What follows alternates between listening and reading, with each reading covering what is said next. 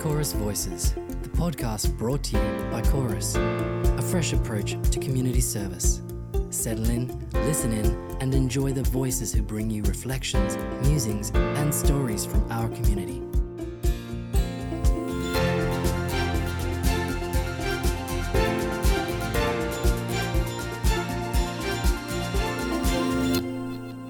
Hello and welcome to this episode of Chorus Voices. I'm Dan Minchin, the CEO of Chorus. And I'm Lou Forster, the Head of Brand and People at Chorus. So what's on our radar today, Lou? Today we've got a story from a lady who Chorus supports and who's part of our Chorus community called Jen.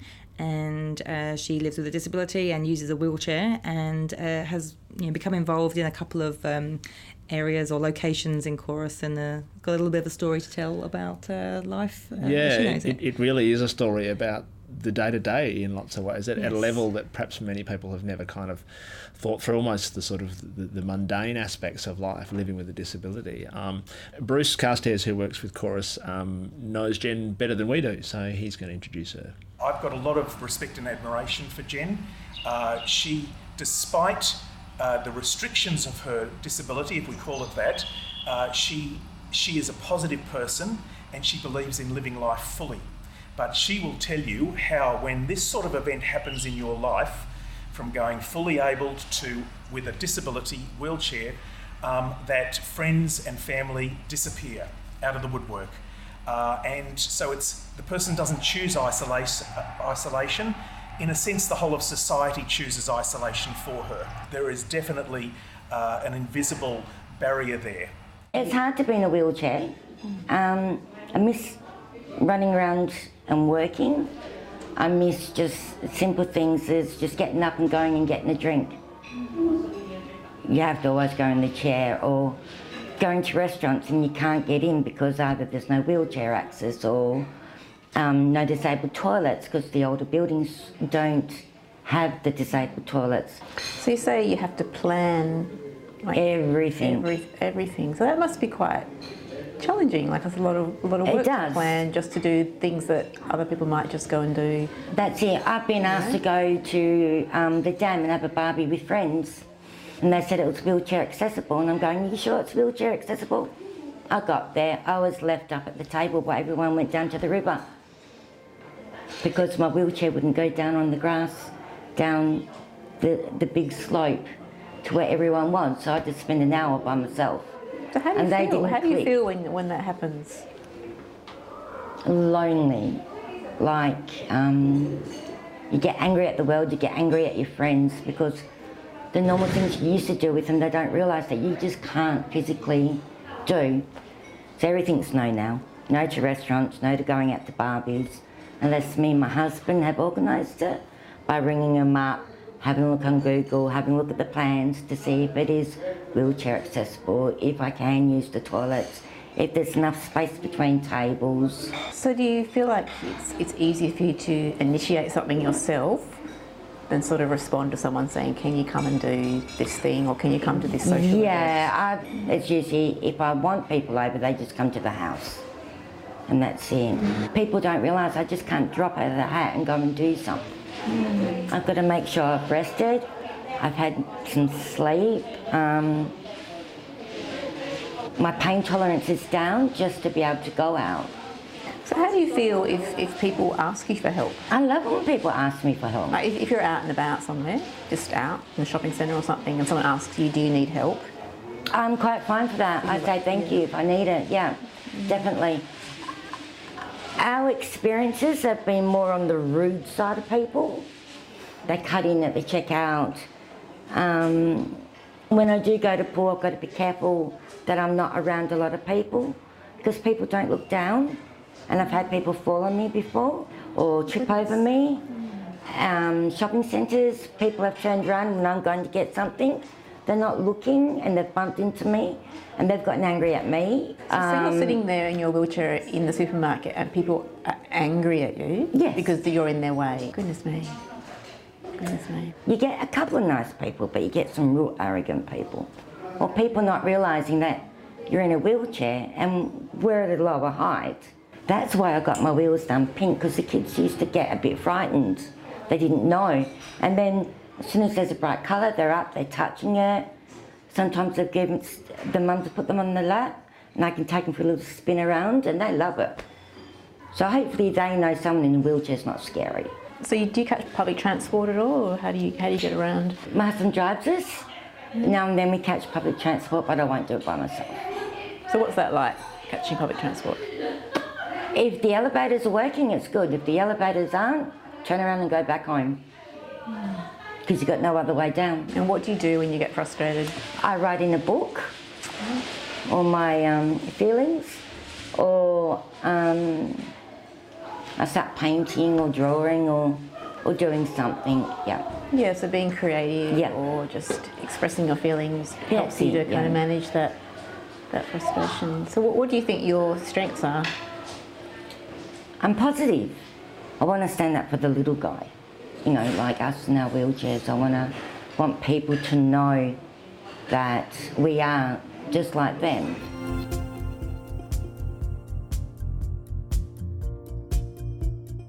What can a person living with disability do better than a person living without disability? I think our organisation skills are better. We have more empathy for people. I think we try and communicate better because we're always trying to get our voice heard.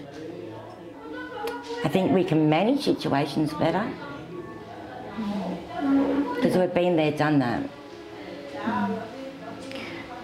Would you prefer people ignore your wheelchair? I want them to see me, not the chair. I'm a person, I'm human still. Don't look at my chair, just look at me. My chair doesn't show my personality. Doesn't define If that makes you. sense. Yeah, it doesn't define you, No. does it? So what sort of language do people use to talk to you? Sometimes they must think I'm deaf because they raise their voice, like talk really, really loud. Blanket kind of disability approach to someone. Yeah, we've had quite a few people, like if I'm wheeling in a line, deliberately go over to the other side and completely avoid me. Yeah, how do you feel when that happens? I used to get really upset, but now it's like it's their problem, not mine. I can't take on their problems. But Dale says sometimes people say things because they're nervous and it comes out the wrong way. So what would be your message then to people? Come and ask me questions. Come and talk to me, don't avoid me. And maybe go and ask that person if they need a little bit of help. There's a bit of a flavour of living with a disability and using a wheelchair and what that means to your day-to-day life. One of the nice things about Chorus is we have sort of outposts all over Perth and Western Australia. And Jen was able to go visit Ability Arts in Mandurah. And Judith, our roving mic and producer of the podcast, got down to meet Jen down there and have a bit of a chat. And also her husband and carer, Dale. I've been asking for quite a while to join a group, but you've got them in Kwinana and Mandurah. So Bruce organised this for me, and it's been the best thing. I love coming here. I went out to meet both Dale and Jen, and I recognised that Jen's life was a little bit restricted. She has a few hours a day good energy, and she had a love of art and craft. So I then worked with our manager from Community Connections to see if we could get something going at the Bull Creek Centre for Jen. Jen, in the first instance, said, yes, I'd like a support worker to come with me, but she got on so well in that new environment and getting out that by week 2, she was not requiring anyone with her, and by week 3, she was actually driving herself in rather than Dale. So it really was the catalyst for Jen finding her feet again, her own place in the community. And she's really loved the art group. She has become a part of that centre, and so that whenever they have multicultural events, she puts a hand up for things that she's interested in to participate, including short holidays and whatnot. So what's good about it? I love interacting with everyone. We all talk. We all have lunch together. I'm learning new skills. Catherine, my coordinator for the art, we have good old long chats. It's just, I feel at home. when I come here. Why is that? Why is this like home? Because I've got disabled toilets, I've got access, and everyone's friendly. No one here judges you at all. And I love that. You're just a normal person. Yeah. And I think that's really good. Yeah. It's like I was in the bathroom today and one of the Vietnamese ladies asked me to come and play mahjong with her. I was like, okay, I'll learn something new. And she was really happy. And I've seen some beautiful work you did, the beautiful plate you drew. Yeah, they're gorgeous. I love doing that Yeah. stuff, yeah. And I learnt macrame, so I do that at home now. Been learning brush strokes, so I practice at home. So, yeah, I'm learning heaps here. And it's helping my hands stay a bit more active. Yeah. I feel great when I leave and come home and I'm all happy. I show happy what I've done and what a great day I've had. I get excited about Mondays. I built up a bit more confidence. And there, I'm not discriminated against. I'm just normal Jen. They look at me, not the disability. Where everywhere else, they look at the disability, not the person. So I think that's been the biggest thing. So I just feel like I can go there, have a great time, go home, and then I'm happy for a few days. Like I've had that good excitement that I've done something great. What about mixing with the all the various multicultural groups? I mean, a lot of them don't speak. A lot of them don't speak English, but they're really quite funny. Like they'll come up when you're doing an artwork and they might not be able to say it, but they'll point to you. They'll point to a bit of your artwork and say, fix. And then, so you're looking going, okay, and you fix it, and then they have a big smile. We'd love more people like that are stuck at home, that want to, but then they don't want to. They isolate themselves to know that these places are really, really good to go to. You get confidence. You get out the house and you get a new lease on life. Everything doesn't seem so dark, and so I'd love more to just come out of their comfort shell like I did and start doing stuff, and Chorus have the programs for that. Yeah, well, you're talking about your comfort zone. You've come down to Mandurah this week for holidays. Yeah. You and your husband, and you just popped in here to Ability Arts. Yeah, well, Check it out. Bobo said he was down here and Yeah. invited us to come, and it's great to see what this community's all about. I love all the different things you get to do here.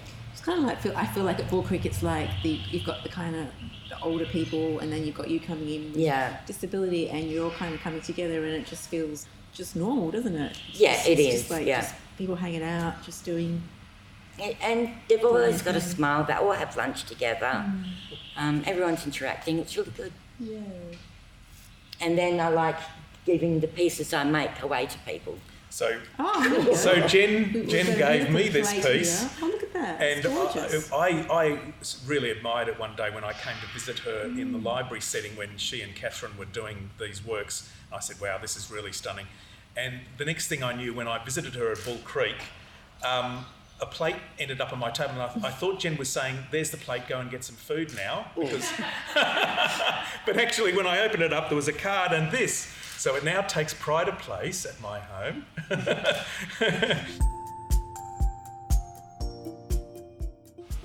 But Dale, he's my husband and my carer, and sometimes that does collide, and sometimes the husband and wife goes and it's the carer and I suppose the patient, but he's always with me. And what have you seen that's been different since Jen's been coming along to Chorus? I see her a lot happier. Now that she's started to do the art class and things, well, it's only really the art class at the moment, she's happy. She's always liked it. She does her own art at home, but there's her getting out, spending time away from me. Everyone needs that.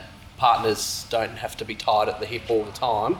She'll come home, her shoulders are down, which means she's had a good time. Things are relaxed, so it's good. So you look out for that when she comes home? Yeah, I do. I look at shoulders. I always look at her shoulders.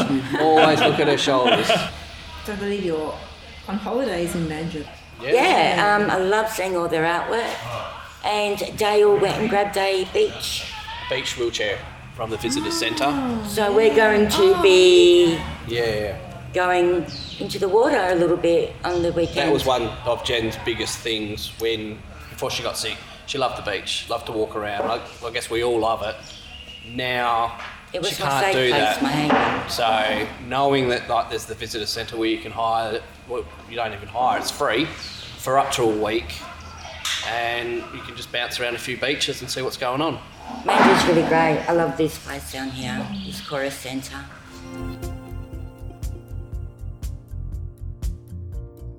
Why is he in the wheelchair? Because I've got a virus. Oh, virus. But it's my new normal. I can still do lots of things in this chair. You got a boyfriend? Yeah, that's my hubby. Ooh. He's good looking guy. What's your name? What's your name? My name's Judith. Oh, Judith. Yeah, you're Judith. Yeah, there. Yeah. I like acting. Do you? I think you're good at interviewing. Yep. Do you want to ask Jen another question? You're fired. You're the star now. No, joking. What do you make in pottery class? Not making anything. Painting. Yeah, I've had a look. It's gorgeous. I'm making acid paint, maybe. Nice. So Jen does she does art up at Bull Creek. Oh yeah. Paints. She's got a. Where's your plate there? You can show the plate. Oh, I love that. Hi.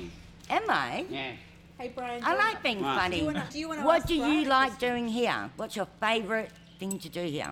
Well, lots of stuff, lots of things. Like doing pottery, doing art, doing plumbing, doing places, doing plumbing, and also singing. Singing, yeah. I heard you've got a singing group here. All that. Have you got a good voice? And I say okay. Yeah, we do lots of stuff here. I come 4 days here. That's really Yeah, good. for us. Yeah. And I like and we got a new singing teacher called Ray, and he's really good. Oh, wow. And know what he's going to teach us? Guitar. I love Yeah, guitar. guitars. You've got they're in there. Wow. Guitars And Ray's looking at all of you learning Christmas songs, Yeah, that's right. and maybe going Yeah. and singing in hospitals as well. I was wondering if we could do it on stage somewhere. That's possible, absolutely.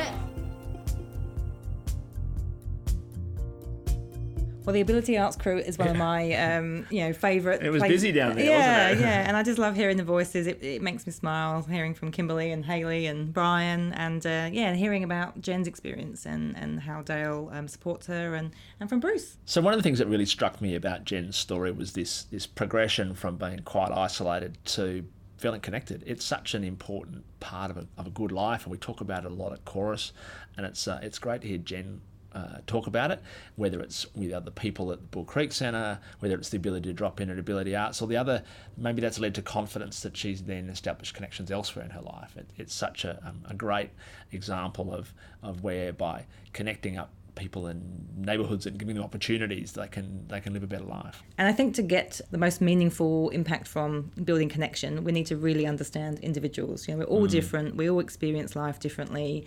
And Jen's story is unique to her. So to be able to support her in the best way possible, we need to understand what life is like for her. So it's great to see her, turn around from not feeling so great to feeling much better.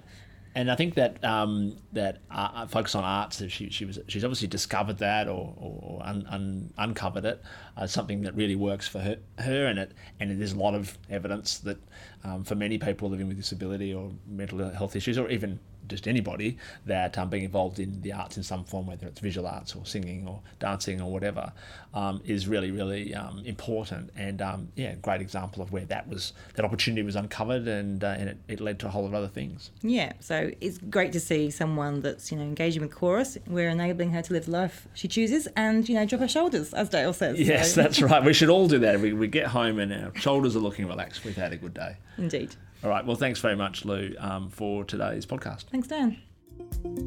Thanks for listening to Chorus Voices, the podcast brought to you by Chorus. If you like our show and wanted to know more, check out our website at chorus.org.au. And please leave a review. We'd love to hear your feedback, and it helps others find us and enjoy the podcast as well. Join us next time for more inspiring stories and news from our community. Chorus, a fresh approach to community service.